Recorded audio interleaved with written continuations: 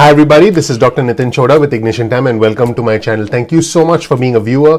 Thank you so much for being a subscriber. Your trust and your confidence and the time you spend on my channel is very, very important to me. I really appreciate you. Welcome to my channel. If you're not a subscriber yet, please consider gently tapping the subscribe button. Ignite the subscribe button because the name of our channel is Ignition Time. If you don't know anything about me, please check out my video. You'll learn more about who I am, what my journey has been like, and why you should listen to me. Now, yesterday, I briefly covered the contentious interview between House Speaker Nancy Pelosi and CNN's Wolf Blitzer. In fact, I released my video within an hour or so of that interview coming out because there was a lot of talk about that interview. But last night, I actually had a chance to analyze that interview in a little bit more detail. And also a lot of our viewers and subscribers said, hey, we need to see the whole interview. We need the whole interview dissected, because what I showed you folks last night was a small segment of the entire interview, which was almost 15 minutes. I've actually had a chance to go through the rest of the interview because I showed you the first 3 minutes of the interview yesterday.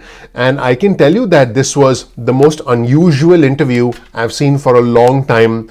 And this was a highly contentious interview. Now, let me be clear.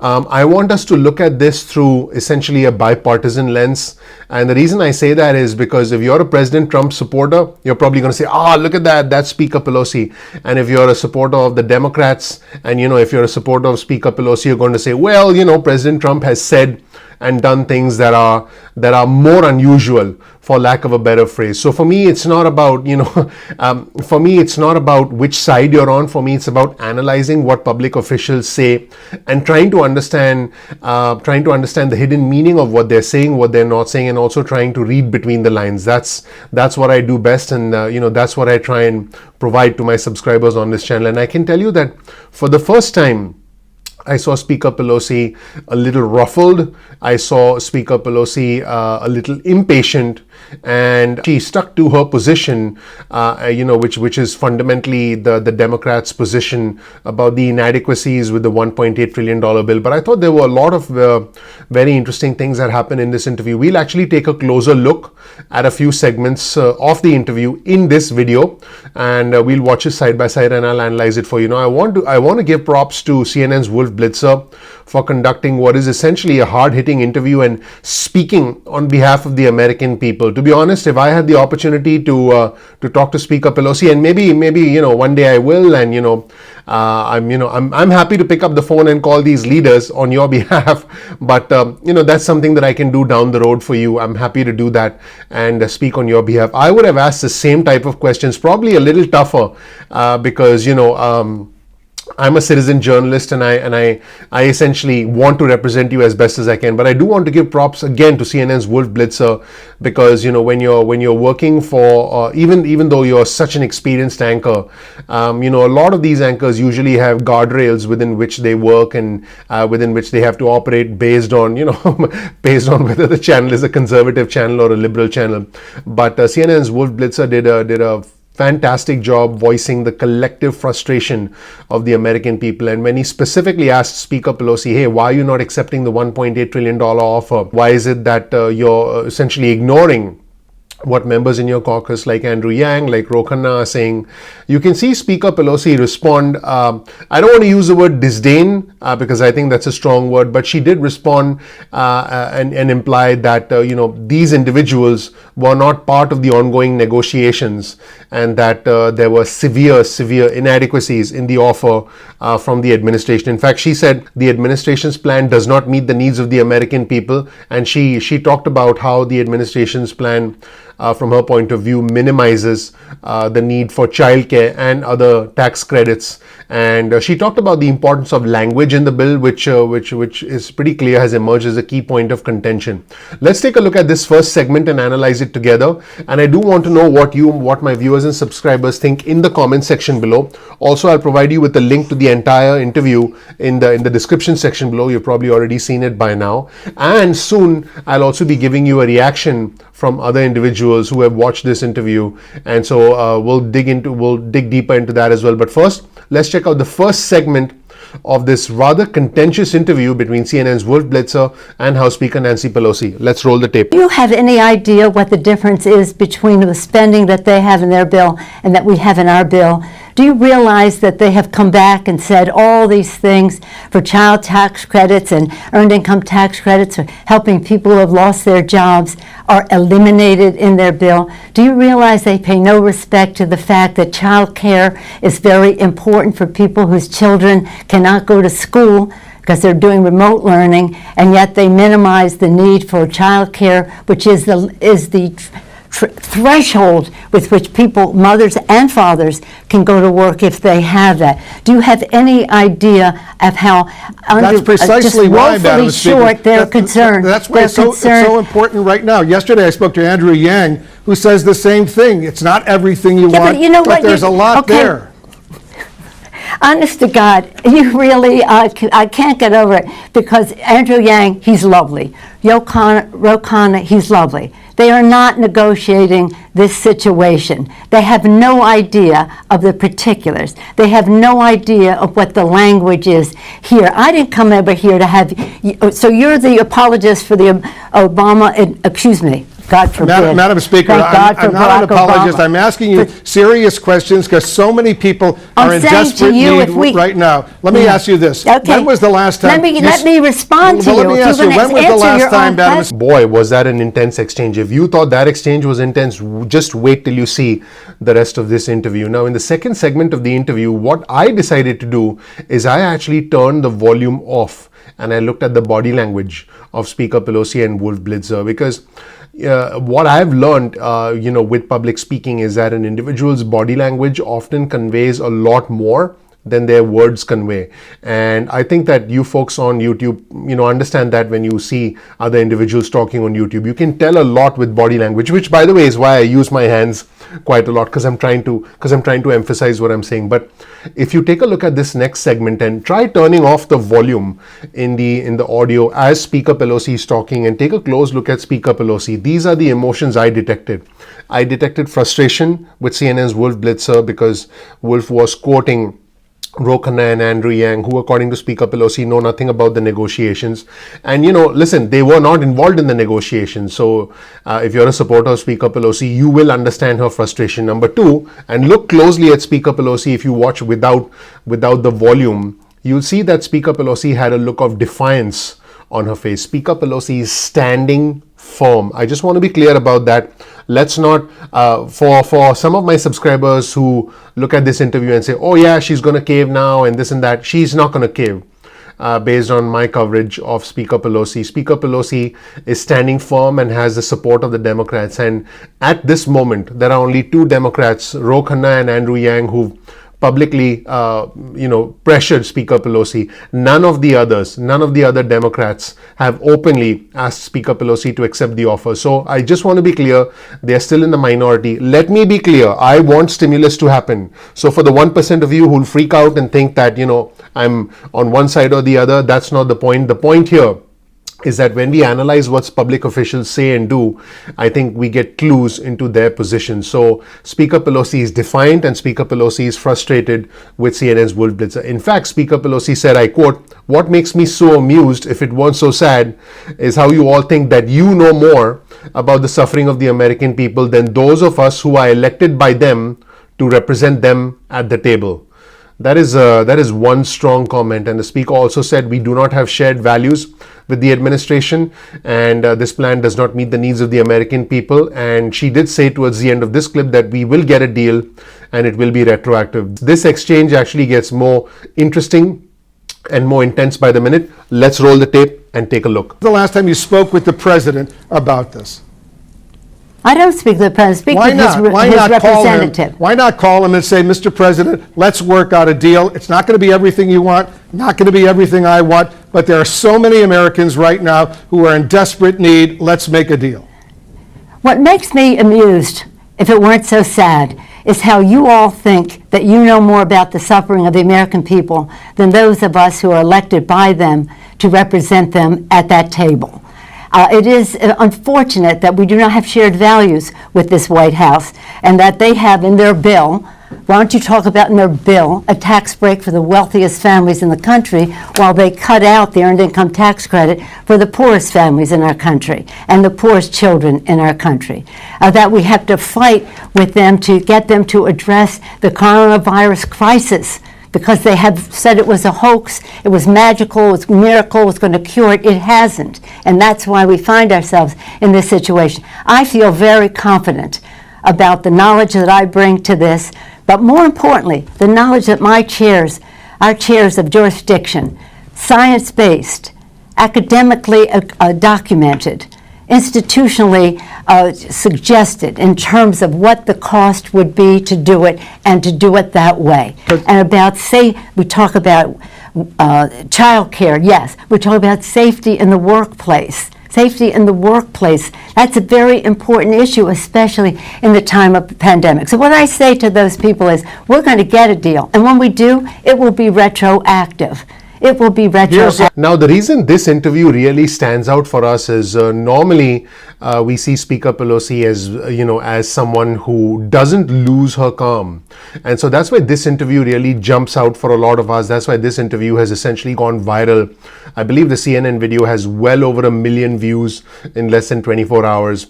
Because we don't normally expect this from Speaker Pelosi. I actually think this is reflective of a larger discourse within our country. Now, let me ask you this. What if President Trump spoke like this in an interview? Would it make any news? It would make almost no news whatsoever. Almost no news. And the reason for this is we expect President Trump to speak his mind. The president essentially is pretty open and pretty blunt about how he feels. And so I think that when we analyze this, if you're a supporter of Speaker Pelosi, I think you need to give her the benefit of the doubt and say, listen, she lost her patience because CNN's Wolf Blitzer doesn't see the entire picture. But if you're a supporter of President Trump, you'll say, aha, gotcha. This implies that House Speaker Pelosi is this, that, and the other. This implies that, she's stringing the administration along. Listen, you folks can believe what you want, but for me, I'm always trying to, through this channel and through these videos, trying to look at the big picture, trying to look at, trying to look at the forest and not get stuck in the trees, for lack of a better phrase. But I do believe that the fact that this video has gone viral is a symptom of a larger issue, I think, within our media, which is that if a certain politician essentially loses his or her patience, and you don't normally expect that person to lose his or her own patience, then that person essentially gets more visibility relative to someone else who we have been desensitized to, because we expect people to behave a certain way, which I think is very interesting. I think that the way we should look at this interview is, I believe that this interview will reinforce your existing beliefs, depending on whether you're a supporter of Speaker Pelosi or depending on whether you're a supporter of President Trump. But I do believe, and I don't blame, I just want to be clear, I'm offering an honest analysis here. I don't blame any of my viewers and subscribers who are hurting for stimulus, who are in a very bad position right now, need money to pay rent, need to put food on the table, need to keep their lights on, and want to blame Speaker Pelosi for holding things up. I completely understand. I welcome and respect all points of view, and so does our community, and everyone's welcome on this channel. But I'm just trying to help you understand that the state of discourse politically in our country is such that we do need someone to blame, because this just doesn't make sense. Whether you choose to blame Speaker Pelosi for quote unquote holding things up and or losing her cool in this, losing her patience in this interview, or whether you choose to blame President Trump or blame the Senate, pick your poison. For me, I'm just I wish they would come to an agreement, and I just want people who need help to get it the most. That's it. For me, it's pretty cut and dry. For me, there is no middle ground, and for me personally, this is binary. Will there be stimulus or not? That's it.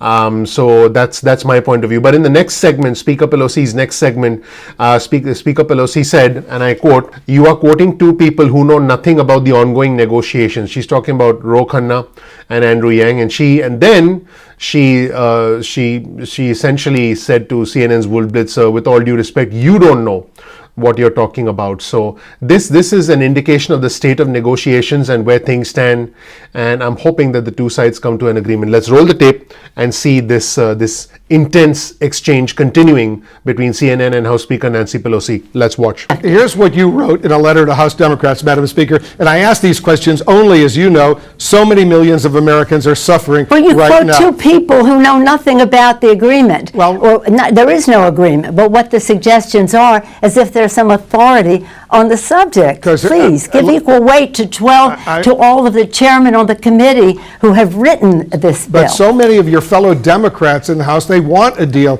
right now. No, that isn't- The problem solvers, they all want a deal right now. Yeah. And here's what they're complaining about, because you wrote a letter to House Democrats and you said this. Let me Yeah. read a line from the letter you wrote. "The president only wants his name on a check to go out before Election Day and for the market to go up." Is that what this is all about? Not allow the president to take credit if there's a deal that will No, I help don't care millions of about that. Americans right now? He's not that important, but let me say this.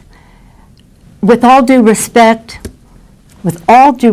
and you know we've known each other a long time, you really don't know what you're talking about. If the plural of anecdote is not data. Yes, there's some people who said this or that.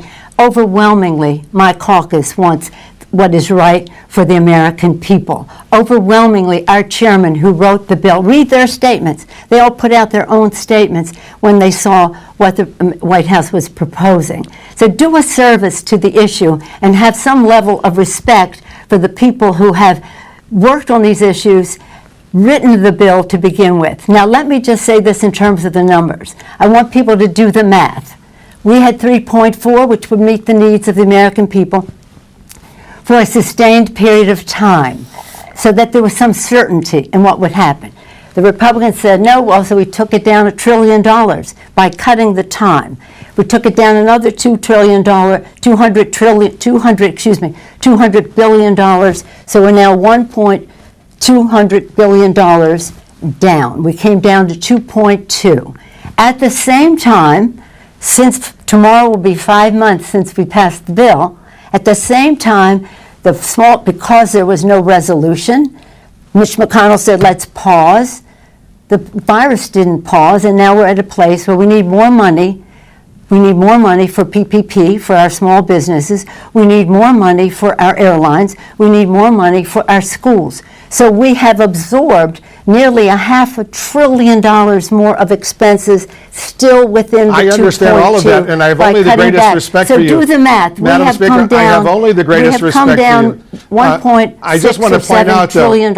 Now, in the fourth segment of the interview, which honestly I thought was the most interesting aspect of the interview, CNN's Wolf Blitzer, again, full credit to him, continued to pressure Speaker Pelosi and say, hey, $1.8 trillion, a lot of money, why not pick up the phone, talk to the president and make something happen. Now, I have done another video where I've talked about the relationship between Speaker Pelosi and the President of the United States. The Speaker and the President have had a very, very, very contentious relationship. At the State of the Union address, it appeared as if the President was ignoring Speaker Pelosi's handshake, and then Speaker Pelosi ripped up the State of the Union speech after President Trump was done speaking.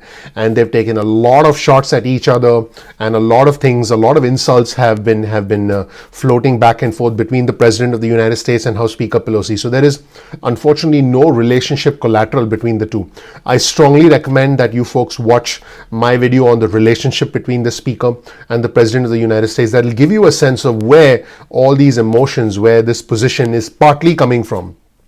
I'm not trying to say that all of the Speaker's positions or all of the President's positions are guided by their emotions. All I'm trying to say is this does play a role, because in the end, DC and business, and for that matter, personal relationships are about relationships and relationship collateral, where you have some goodwill, where you can essentially have a sense of quid pro quo. In this case, there's just, it's my way or the highway. and the other party says the same thing. So Speaker Pelosi was specifically asked, why don't you speak with the president? Speaker Pelosi said, hey, I'm going to continue speaking with the negotiator, who in this case is U.S. Treasury Secretary Steven Mnuchin, and she said that this is how it's been with past administrations. But the one thing that she said that jumped out was, Speaker Pelosi said the White House negotiator has integrity representing his position, but his position has no integrity. And then Speaker Pelosi took some time to explain her position and the Democrats' priorities. And in order to be fair, I want to essentially show you folks the entire interview. I'm not going to cherry pick segments just to prove a point. I'm trying to present an honest analysis here because there's a lot to unpack in this interview. And let's watch Speaker Pelosi talking about the U.S. Treasury Secretary having integrity, representing his position, but the position having no integrity. Strong words indeed. Let's roll the tape. $1.8 trillion. $1.8 trillion is a lot of money. The American people need that money ASAP because they're suffering right now. And I'm not saying it's perfect, but I'm saying... And you don't care how it's spent. I care, of course, how it's spent. But what I don't understand is why not talk to the president personally, call him up and say, Mr. President, let's get a deal tomorrow. Look, let me say this. The president has sent Mr. Mnuchin to negotiate. That's what we've done with other presidents. This isn't unusual. With President Bush, we did this quite a bit because that's how you negotiate. And then you take it to the president. This Mr. Mnuchin, I think he has integrity representing his position. May I finish, please? But he has integrity representing his position, but his position has no integrity. They do not share our values.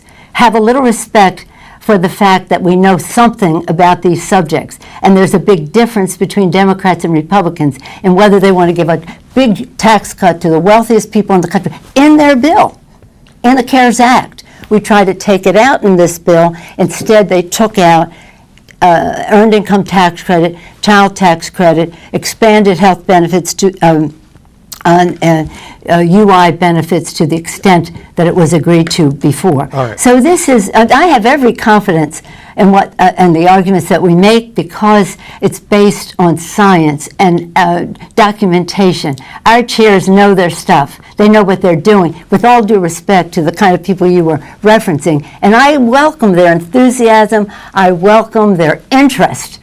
I welcome their originality of their thinking. But the fact is, we have a responsibility to meet the needs of the American people in a retroactive way, so they're not at a total loss. They are at a loss because the president has ignored the virus. Right. I wish he would spend time on the fact that if he had not ignored the virus, we wouldn't be in the position we're in, but we are. And let me say about that also, I hope that I'm pleased that these pharmaceutical companies are taking the responsible position to halt and hopefully then resume.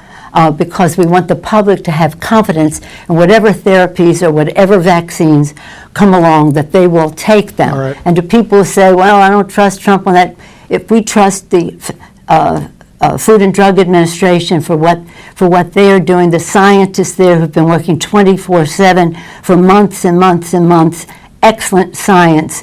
The science should call the shot. And when they do, we should all trust it. And in the final segment of this intense exchange, the CNN host pointed out the merits of the Problem Solvers Caucus proposal, the fact that it was a good compromise, the fact that it was a good middle ground. And what Speaker Pelosi did is she pointed out that CNN did not know the full picture, and she said that Wolf wasn't respecting the opinion of the committee that drafted the bill that they're working on now, and the fact that the Problem Solvers Caucus proposal was lacking some key elements. She ended the interview by saying, I quote, this is what Speaker Pelosi said, the bill is nowhere near perfect. It's not even close to the good.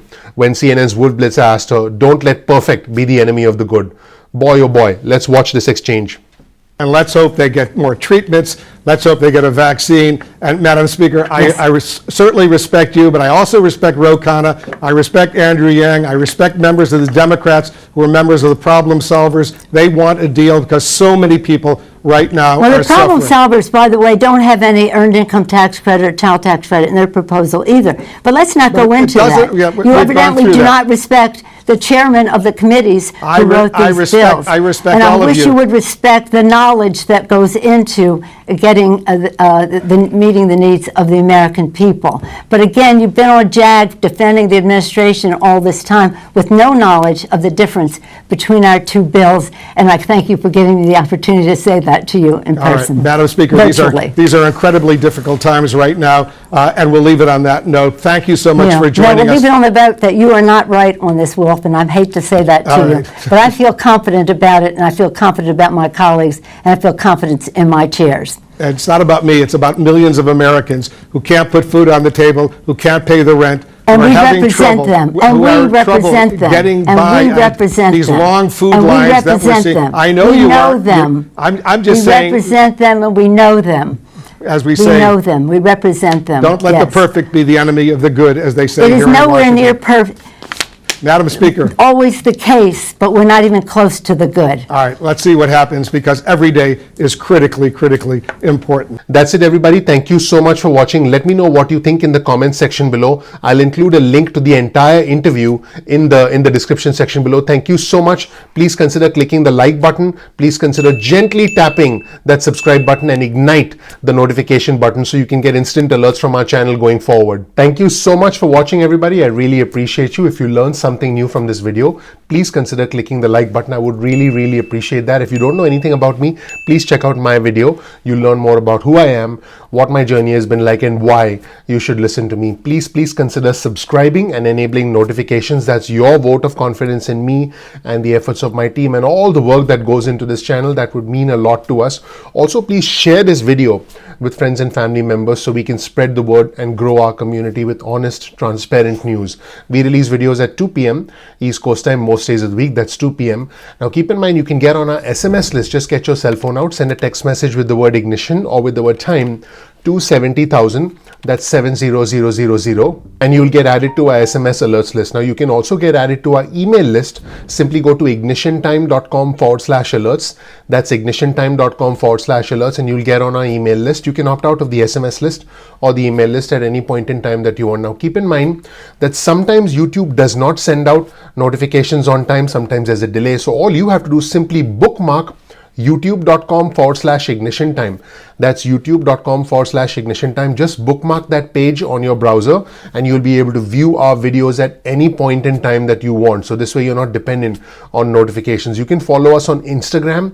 Our Instagram handle is ignition_time. That's ignition_time. And you can also follow us on Twitter.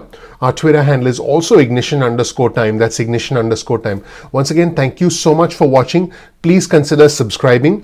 Please enable notifications so you get instant updates from us going forward. Please gently tap that like button, gently ignite that like button, because remember, the name of our channel is Ignition Time. Once again, we release videos at 2 p.m. East Coast time most days of the week. And please share this video with friends and family members. Don't forget to also comment below, because the comments from our growing community are incredibly valuable, and often the community, the collective insight of the community is greater than what I can share with you, because real-time breaking news alerts are shared by our community members, and our community is growing rapidly and is very respectful, and we're learning a lot from each other. So once again, please click like, please subscribe. I'm looking forward to seeing you in the next episode of Ignition Time. Take care. Bye.